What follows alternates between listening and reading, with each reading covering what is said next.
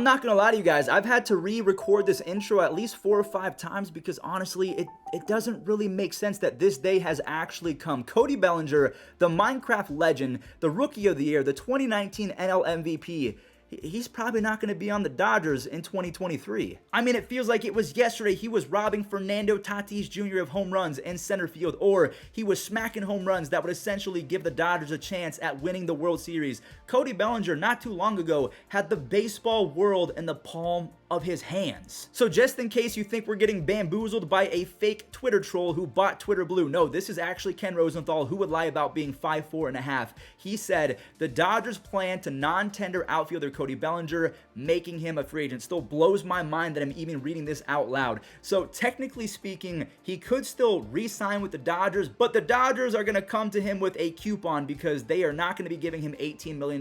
They want him for a third of that, probably $6 to $8 million, and even then, that might be a little too much, a little too rich for a guy who's probably been the worst hitter in baseball. Now, we're going to come back to the screen in just a moment, but I really feel like I found the issue with Cody Bellinger, so don't go anywhere. We're going to explain it in just a moment. Now, this is not going to be a full rise and fall of a baseball titan. I do not want to just completely rub it in the face of Cody Bellinger, but again, we are talking about a former MVP, a Rookie of the Year, a Gold Glove, Silver Slugger, an NLCS MVP winning player. Cody Bellinger, this dude, he was him not too long ago. And if you don't believe me, or maybe you're brand new to baseball, in his rookie debut season, the first time that we really saw Cody Bellinger since he was really brought onto the scene in the Little League World Series, and he was a dog. Like, even as a kid, when he was small, before his growth spurt, we knew that Cody Bellinger was going to be special, but not Rookie of the Year, all-time great special. His debut season, he had 26 doubles, 39 home runs, 10 stolen bases, and a 143 OPS plus.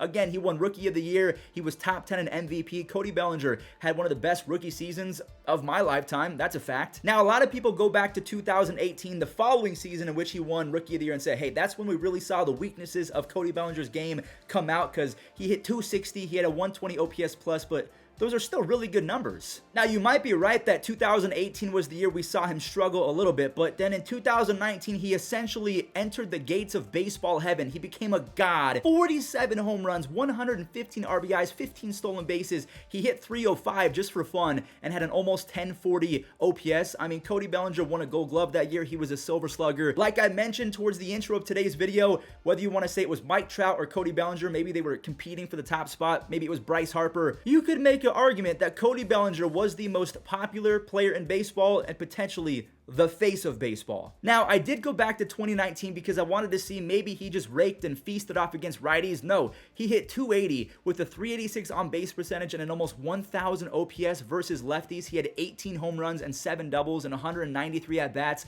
Cody Bellinger, whether it was Josh Hader in the 9th inning or Max Scherzer in the 3rd, he didn't care who it was. He was mashing regardless. And if you don't believe me, check out this. So we're back on Baseball Savant, and you want to see red. 2019 Cody Bellinger, he was an X-Red player. That's a fake title that I give to someone who doesn't have any blue in his Baseball Savant. So whether it was defense, he was top 5%. Whether it was speed, he was top 10%. Striking out, he was top 22. Taking walks, he was top 5. Every time he made contact, it was essentially a laser beam. He was barreling up everything. 2019 Cody Bellinger, in my opinion, if we're talking about modern day players, had one of the best overall seasons of all time. Now, again, I'm only 26 years old and we've been through the steroid era, so we know that there's probably been better seasons, but if we're talking defense, speed, in the batter's box, Cody Bellinger was about as good as it gets. Now, in 2019, we can see that he had a 14.4 walk percentage, so he was walking a lot and he was only striking out 16% of the time.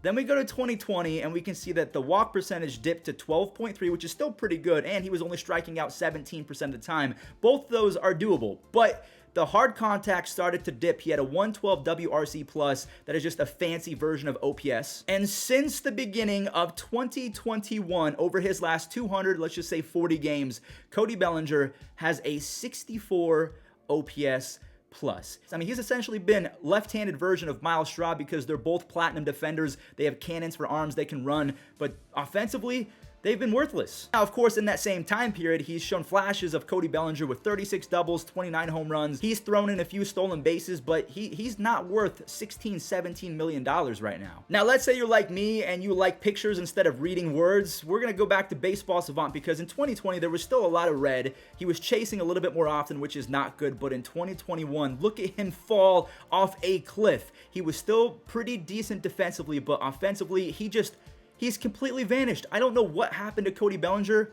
or do I? So if we go back to Fangraphs, do you see LA right here? This is not LA Dodgers. This is launch angle. For his first few seasons, he was sticking around 17. I mean, the highest he had was 17.9. This is when he was making contact. What was the degree of launch angle? It has skyrocketed to 22 and 20 respectively in 2021 and 2022. And because his launch angle is so bad right now, he's not making contact. And when he does, he's pretty much just hitting everything up. And as you can even see down here, if we go to fly ball percentage, he was about 47%, but he corrected that to 40 and then 42 and then 40%. Now in the years 2021 and 2022, most recently, he's hitting everything up in the air. And when he does, it's not very hard. And if he's not hitting it, he's just striking out. So at that point, I completely understand why the Dodgers have chosen to not give him a contract. He's not worth $18 million, but it's so wild because Cody Bellinger, he was bigger than life. He was a fairly good-looking dude. He was great at baseball. He had every single human who was interested in baseball interested in him. And even if you weren't interested in baseball, like he made you want to watch it, and that's why he was so good for the game. He was eye candy. So what I've done is I've gone back to Baseball Reference and I want to show you guys all of the teams that pretty much had subpar production from their center fielders, so we can see that the Dodgers with Cody Bellinger, Trace Thompson, Chris Taylor, and Kevin Pillar had 3 plate appearances. They were in the negatives. Boston had a negative 1.4 with Hernandez and Jarren Duran, and Jackie Bradley Jr. probably was the worst player in baseball last year. Colorado wasn't very good. Chicago. So in my opinion, the top teams that should be a favorite to land Cody Bellinger, I'm going to go with the Cubs. I'm going to go with the Boston Red Sox because they can afford him, and I mean, why not take a flyer on a former MVP? The Giants, maybe. The Phillies, maybe. They do have Brandon Marsh, who I feel like has the tools to be really good. A team like the Guardians, I know that they were in the positives, but I mean, let's face it, Miles Straw, I know he's all-time great defensively, but in the batter's box, him and Austin Hedges, they're automatic outs, and I want them both off the team, I'm not going to lie. So again, it kind of blows my mind that it's come all the way to this. The Dodgers are not tendering Cody Bellinger. Now, again, there is still a chance that he could go back to the Dodgers for a huge, huge discount. But Cody Bellinger, I mean, I don't know if he has an ego. He doesn't strike me as a bad guy per se. A lot of people, they hate on him, and I think they hate on him because of all of the memes, and I'm just going to go ahead and be transparent with you guys. I might get demonetized for saying this, but a lot of people are under the impression that he is under copious amounts of inebriation, that is me basically like that stuff, and I'm not sure if that's true. Cody Bellinger, he might dabble. I don't know if that's the reason why his launch angle has increased every single year along with his strikeout percentage.